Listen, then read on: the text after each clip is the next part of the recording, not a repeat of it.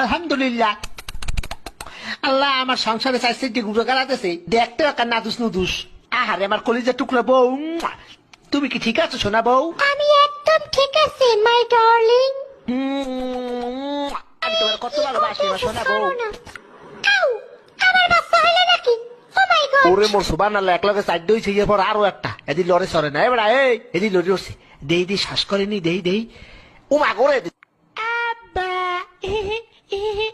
এই কারণটা কি? আমার তো খটকা লাগতে আছে, এই পুয়া তো আমার নেহা নয় নাই দেখতে, এত রাঙ্গা সাঙ্গা কারণটা কি?